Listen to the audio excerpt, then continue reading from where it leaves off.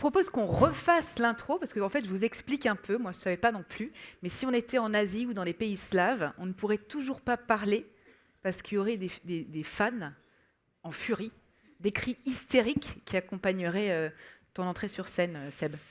Donc est-ce qu'on peut faire les fans hystériques comme si on était tous hyper... Ouais, ils sont là, wouh. Merci beaucoup, voilà. C'est gentil. Oui, selon les pays, c'est très différent, effectivement. Mais j'ai la chance qu'en France, ce soit plutôt plus calme, ce qui n'est pas pour me déplaire. Pour y vivre, ça doit être quand même plus confortable. Peut-être qu'on peut justement commencer peut-être par ce point-là, parce que si je résume ce que Red Bull, par exemple, avec lesquels tu travailles, ou qui te suit depuis des années, résume ton parcours, ils disent que, grosso modo, donc, tu commences ta carrière en 2011, les épreuves et les tribulations te mènent et mènent ton équipe au firmament, dont vous ne redescendrez pas pendant une décennie. Là, c'est le moment où, pour le coup, tu prends un temps d'arrêt, puis tu y reviens pour accompagner les joueurs, notamment les stars montantes d'OG, et puis finalement, tu reviens aussi au jeu. On le disait, c'est vraiment en fonction des pays qu'on note ou pas le succès, le succès qui entoure certains jeux. Dota 2 est moins connu ici que League of Legends, par exemple. Comment est-ce qu'on explique le succès d'un jeu dans un pays ou dans un autre et peut-être l'absence de notoriété qu'on note en France? Je pense que il y a plein de concours de circonstances qui font que voilà, le timing, puisque c'est un secteur quand même qui est encore en développement, qui il y a 15 ans n'existait quasiment pas. Enfin, il existait à un niveau amateur, en tout cas pas à un niveau professionnel. L'essor qu'on lui connaît aujourd'hui, l'économie un peu qui s'est construite autour du secteur, ça c'est plutôt récent. Donc après, voilà, c'est un concours de circonstances. Est-ce que c'est arrivé à temps, pas à temps? Donc quand on parle d'e-sport, en fait, on parle de compétition de jeux vidéo à haut niveau. Et pour ça, ça suppose qu'il y ait une scène, qu'il y ait une industrie en fait, qui gravite autour du jeu en question. Et en fait, là où je veux en arriver, c'est qu'il y a différents jeux qui se partagent un petit peu le gâteau. Il y a 3-4 jeux où on peut vraiment parler d'e-sport global. Un petit peu plus que ça, mais enfin voilà. Et donc évidemment, ça dépend en fait la popularité de ces jeux dans ces pays-là. Quand la place est prise, en fait, elle est plus à prendre. C'est un peu comme ça qu'il faut voir les choses. Et selon la démographie et la culture des pays, des jeux sont plus ou moins sollicités. Ok. Pascal, si on se penche un petit peu sur le côté... Excusez-moi, mes fiches ont bugué. Je vais faire sans fiches. Ah non, c'est bon, c'est revenu. Voilà, tout va bien, de toute façon, on savait où est-ce qu'on allait. Non, c'était pour filer la métaphore sur le héros de la bande, mais chez Publicis Sport, c'est plutôt Guillaume Gossou qui était plus connu côté karatéka, mais quelque part, Pascal, vous êtes quand même une superstar de ce milieu du sport. Un regard du côté d'une agence spécialiste du sport sur justement la pénétration de l'e-sport et la façon dont les annonceurs s'en saisissent aujourd'hui, ce serait quoi? Bonjour. Il y a plein d'éléments en commun, notamment... comme tu le disais, la starisation des joueurs, qui est une grande nouveauté depuis, en tout cas il y a 15 ans, ce n'était pas le cas. Aujourd'hui, il y a des vrais stars de cette discipline qui, donc, du coup, peuvent faire de l'endorsement pour les marques au même titre que des sportifs de haut niveau. Donc ça, c'est un point commun. Il y a un autre point commun qui sont les grands événements en commun. On parlait de commun tout à l'heure. Alors évidemment, le sport, je vais y revenir sans doute, fabrique ça, mais le e-sport, dans des grands événements, dans des grands rendez-vous, fabrique ça aussi. Alors, soit de manière virtuelle quand tout le monde joue à distance, donc c'est pas tout à fait du commun, c'est du vrai faux commun, mais soit quand tout le monde est dans la même salle dans des grands événements, et là on retrouve un petit peu les leviers de ce qu'on voit dans le sport, et puis probablement, mais tu le diras mieux que moi, mais sur la préparation, sur l'appui, la nécessité d'avoir un mental fort, de se préparer physiquement. Enfin voilà, il y a des liens. Alors il y a des débats sur est-ce que c'est du sport, pas du sport. C'est même pas le sujet. C'est que c'est vraiment quelque chose qui fabrique des champions, des championnes qui apportent des émotions aux gens qui les suivent et qui sont admirés. Donc il y a énormément de points communs. Il y a beaucoup plus de points communs entre l'e-sport et le sport qu'il peut y en avoir dans tous les domaines de l'entertainment, entre le sport et la musique, par exemple, le sport et le cinéma. L'e-sport et le sport, c'est assez proche, finalement, dans les mécaniques, et les marques s'en saisissent un peu de la même manière. Alors, comme ce sont des cibles qui sont aujourd'hui un peu plus... alors, de moins en moins genrées, mais un peu genrées quand même. C'est encore un peu masculin, trop masculin, parce qu'il n'y a pas assez de place pour les femmes dans l'e-sport, mais il va y en avoir de plus en plus. En tout cas, ça grandit. Et puis aussi sur une tranche d'âge qui a quand même plutôt tendance à avoir moins de 35 ans, même si ça se développe, puisque ma génération a commencé avec les consoles Amstrad et les consoles Nintendo. Donc en fait, il y a beaucoup de gens qui ont fait des jeux vidéo. Voilà, c'est un petit peu différent, c'est un peu moins universel, mais on a à peu près on le y même vient. ressort. Ouais. Dans les débats en cours, on peut se demander un petit peu où en est l'e-sport en termes de succès quelque part, parce qu'on parle dans ce milieu d'e-sport winter d'un moment un peu compliqué après un engouement un peu fou. Et à côté de ça, on voit qu'après avoir stagné, l'audience du e-sport cartonne. On note que, je sais pas, la finale des Worlds 2024 a battu tous les records, a réuni 7 millions de spectateurs. Sur le poids économique, il y a un rapport qui a été produit en chiffres à 141,4 millions d'euros en 2022, le poids du marché. Donc, au final, entre ces deux données, winter ou summer, on en est où dans les 4 saisons? Alors d'un point de vue business, je pense qu'on peut parler d'un hiver effectivement, et je vais expliquer pourquoi c'est le cas. Mais d'un point de vue de la santé du secteur intrinsèque, ça non, le secteur continue de croître de manière assez vertigineuse. On est même aujourd'hui dans une entrée en fait de certaines scènes qui jusque-là étaient un petit peu hermétiques, en tout cas qui étaient en autarcie. Je pense par exemple à la scène e-sport en Inde ou en Chine ou ces pays-là, où il y avait quand même assez peu de passerelles finalement construites entre ces pays et puis le reste de la scène sur les différents jeux qui se trouvaient plutôt sur voilà, l'Europe, l'Asie du Sud-Est à la limite, mais pas vraiment la Chine, et puis les États-Unis et puis l'Amérique du Sud. Donc aujourd'hui, au contraire, il y a une accélération qui continue. En fait, on peut même pas parler d'accélération parce qu'elle a toujours été là. Je veux dire, à ce stade, c'est vraiment le rythme de croisière de ce secteur-là. Okay. Par contre, ce qui s'est passé, c'est que c'est vrai qu'il y a quelques années, on est passé en fait à un stade où il y a quelques années, l'e-sport, ça faisait peur. C'était pas pris au sérieux. On lui donnait pas vraiment ses chances. Ça, je parle d'il y a peut-être 15 ans, peut-être même 20 ans. Puis ensuite, évidemment, les choses se sont faites par la force des choses et ça a créé un attrait vraiment très fort pour les marques, pour tous les. Enfin voilà, il y avait des intérêts économiques à venir à aller chercher. Ça s'est fait dans une espèce de ruée vers l'e-sport qui était complètement démesurée et un petit peu même déconnectée des réalités voilà, économiques, des enjeux économiques. Ce qui fait que ça a créé quand même une espèce de bulle. Nous, de l'intérieur du secteur, on observait ça en disant c'est trop, ça va trop vite, il y a des erreurs qui sont faites qui nous paraissaient claires, mais pour des acteurs qui étaient exogènes, c'était pas forcément peut-être aussi limpide. Ça couplé aux crises il y a eu le Covid, enfin il y a eu des crises quand même assez violentes qui ont impacté le secteur, plus tout ce qui est crypto, parce que bon, il y a un espèce de mélange qui est fait où on met un petit peu tout dans le même panier, quoi. Voilà, e-sport, crypto, nouvelles technologies, quand on s'y connaît pas bien, et il y a eu un hiver pour les cryptos aussi. Enfin voilà, tout ça mis ensemble fait qu'il y a eu une espèce de sélection naturelle qui s'est faite, une espèce d'épuration du secteur qui s'est faite, qui est honnêtement dans l'intérêt du secteur en ce qui me concerne. Qui l'a assaini, qui voilà, se rapproche justement de la réalité économique qu'elle peut aussi. Tout à fait. Puisqu'on parle de ruée, j'ai envie de retourner vers la ruée vers les Jeux Olympiques qu'on a à nouveau évoquée à travers des dispositifs qui ont été évoqués ce matin. Pour le coup, on en est un peu sorti. Ça permet de tirer un peu des bilans, de savoir ce qu'on en retient. Pascal, les 140 millions dont je parlais sur le marché de l'e-sport, grosso modo, c'est les sommes investies par les annonceurs français lors des JO. Donc on est à 130,8 millions exactement. Ça, c'est pour juste donner des échelles.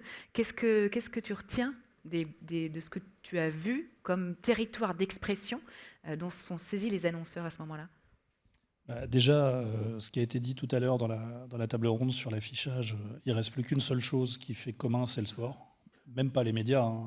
Je pense qu'il ne reste plus que le sport. Quand on voit le succès des Jeux Olympiques et Paralympiques, des émotions, des gens qui étaient heureux ensemble, je pense même pas uniquement dans les tribunes parce que c'était hyper cher, moins pour les Paralympiques, mais déjà au Club France où il y avait des émotions extraordinaires. Il ne reste plus que le sport en fait, pour lier les gens aujourd'hui.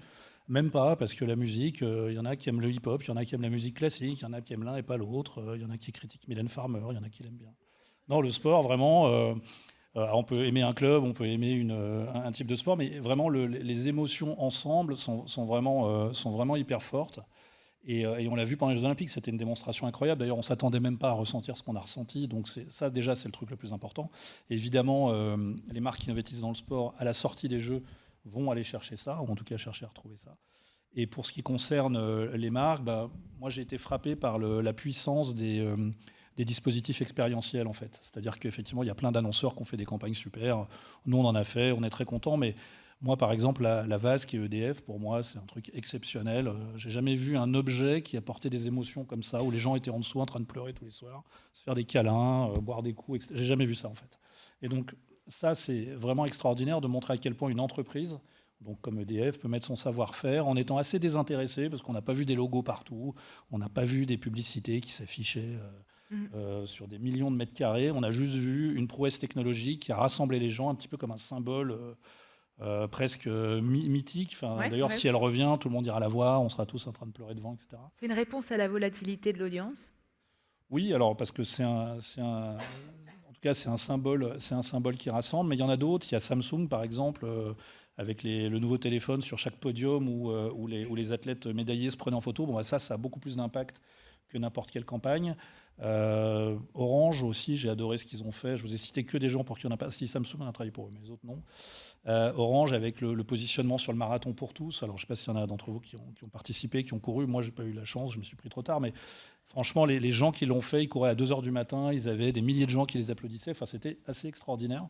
Donc vraiment, il y a eu des moments comme ça incroyables qui resteront imprimés dans le cerveau des gens pour des années et des années. Donc c'est surtout ça qu'on retient. Après, publicitairement, il y a eu des choses bien, des choses un peu moins bien. C'est comme dans tous les événements. Mais vraiment, la créativité du comité d'organisation a permis à certaines marques de s'approprier de manière expérientielle les jeux, comme aucune autre marque l'avait fait. Je pense que ce qu'a fait ODF, aucune autre marque dans le monde l'a fait, on va dire, dans l'histoire des Jeux olympiques modernes. Alors probablement que Los Angeles va essayer de mettre la barre plus haut dans 4 ans, mais franchement, c'était extraordinaire.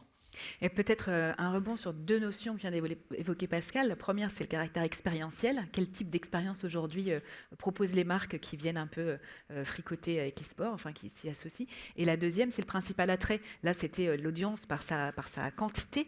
Est-ce que pour l'e-sport, c'est la qualité de l'audience plutôt qu'on vient chercher ou... Je suis beaucoup moins expert par rapport au côté des marques, hein, mais moi, ce que je peux donner comme point de vue, c'est ce que nous, on constate de l'e-sport. En tout cas, c'est quand même une audience, il me semble, qui est difficile à capter en général pour les marques, puisque ce sont, comme on disait, c'est une audience, on va dire, entre 15 et 35 ans, parfois plutôt jeune, selon les jeux et selon les pays, ça peut changer. Mais en tout cas, c'est une audience qui n'est plus sur les canaux, j'allais dire, traditionnels. C'est une audience qui est beaucoup sur Internet et c'est une audience qui n'est pas facile à capter parce que finalement être sur Internet ça veut tout et rien dire, ouais. On est partout et nulle part à la fois. Par contre ce qu'on fait c'est qu'on consomme de l'e-sport ensemble au même endroit et donc c'est les mêmes tournois, c'est les mêmes événements, etc. Donc c'est là où les marques en fait ont un accès à cette audience là directe qu'elles n'ont pas ça peut être, je sais pas quels sont on va dire télé, radio, etc. Enfin ce qui est plus classique. Pareil pour les réseaux sociaux, c'est quand même très disséminé. Et puis là, on est en train de parler d'une audience globale. Donc en Asie du Sud-Est, c'est encore Facebook à fond, de tout ce qui est Twitter, X, tout ça, ils veulent pas en entendre parler. Sur d'autres pays, la Russie et l'Ukraine, c'est encore d'autres réseaux. Enfin, je veux dire, donc c'est très difficile de capter cette audience. Je pense que c'est pour ça que c'est intéressant pour les marques de venir chercher cette audience-là sur l'e-sport.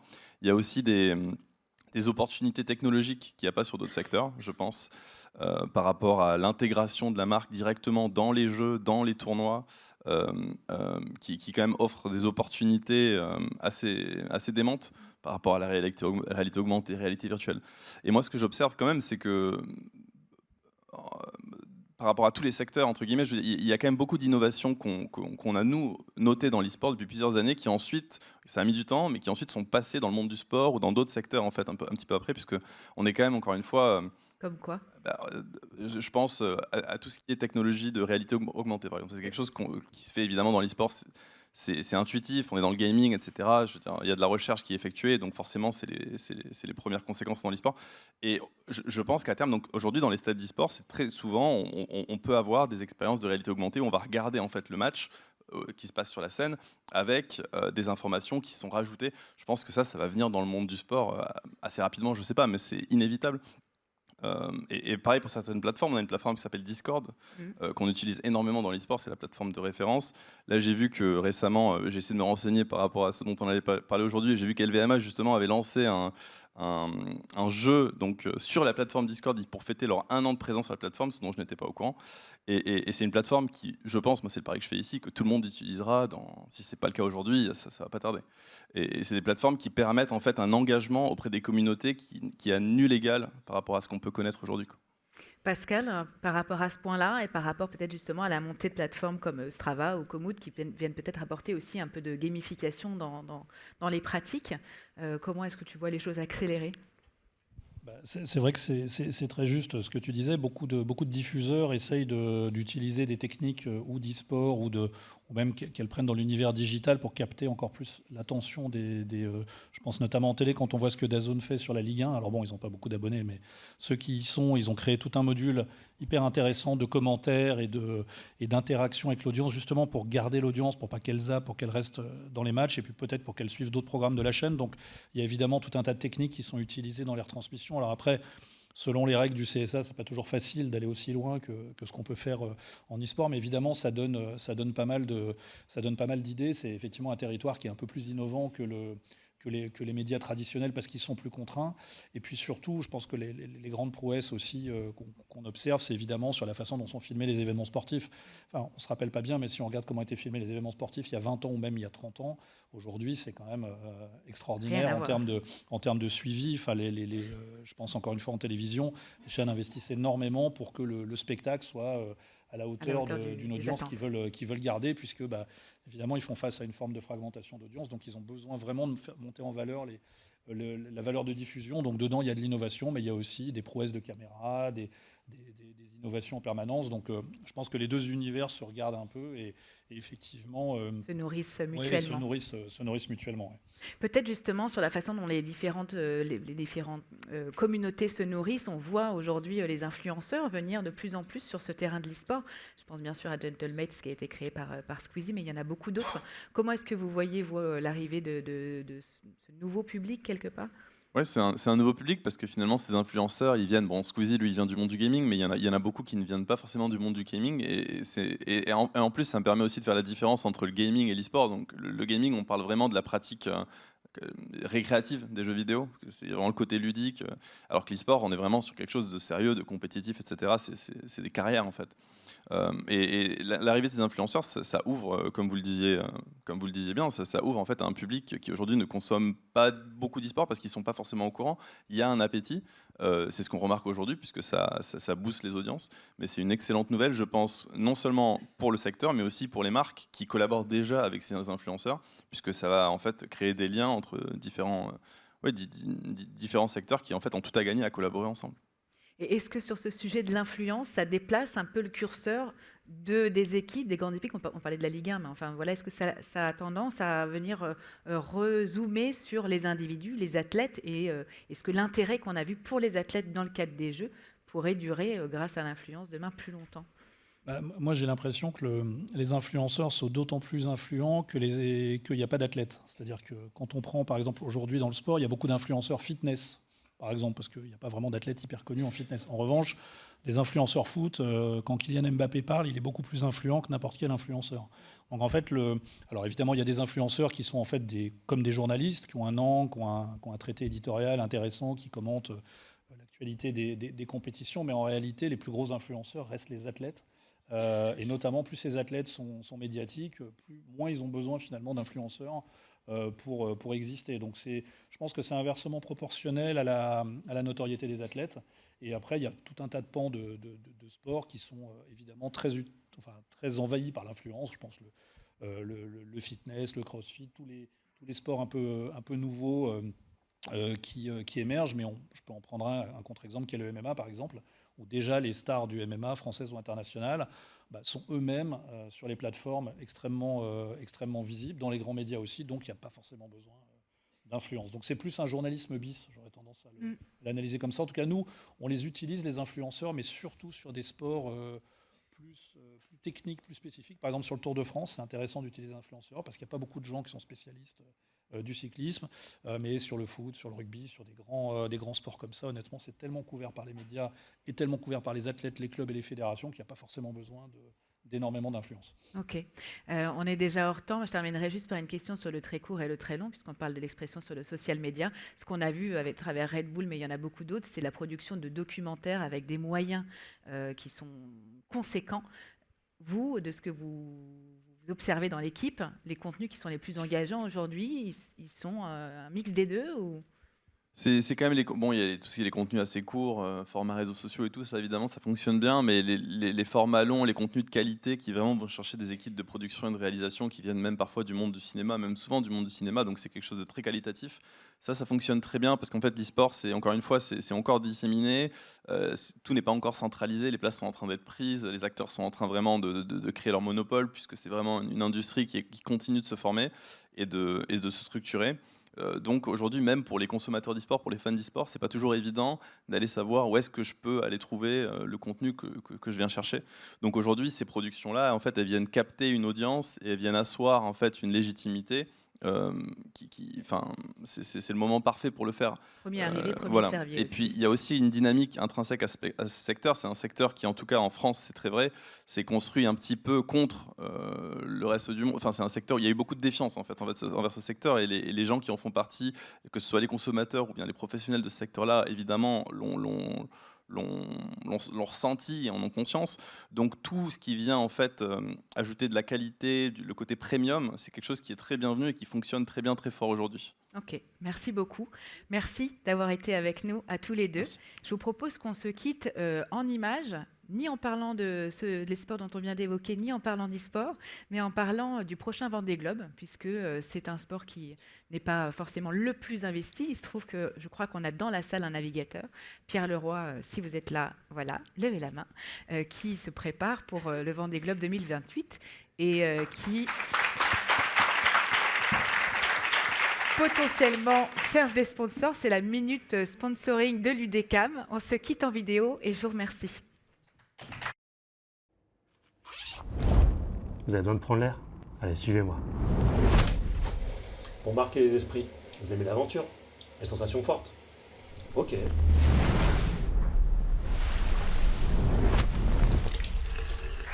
Vous préférez peut-être les belles histoires, les émotions?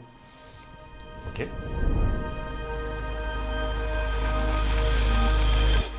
Et la course au large, le Vendée Globe, vous pensez que ça parle à qui? Bah allez-y, regardez. Et non, c'est pas juste quelques Bretons et Vendéens qui suivent nos aventures. Ce sont des millions de personnes. Et vous voulez voir des vrais chiffres d'audience? Ils sont juste là. Eh bien, Scan Me, je crois que la page web est en construction, ou elle est prête. Okay. Scannée, voilà. Pierre Leroy, vous le retrouvez dans la vraie vie tout à l'heure, et sur Internet, et on suivra le Vendée Globe pour voir qui est là.